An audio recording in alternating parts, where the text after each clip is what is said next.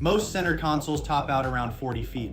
The Scout Boat's 425 LXF starts where they stop, an S-Class flagship built for open water, built to run all day. Built by Scout Boats in Summerville, South Carolina, a family-owned yard since 1980.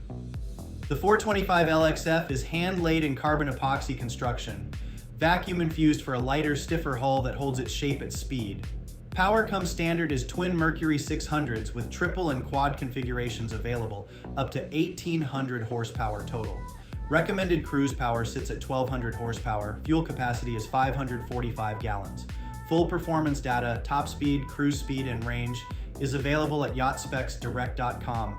42 feet 2 inches overall, 13 feet 1 inch of beam, 28 inches of draft, 22 degrees of dead rise at the transom for a soft ride through open water and a stable platform at rest.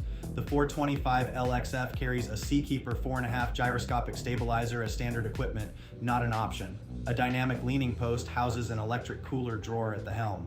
A hydraulic beach platform folds down on the port side for swim and dive access. Helm seats are heated, and the digital Garmin helm puts navigation, engine data, and stabilization on glass.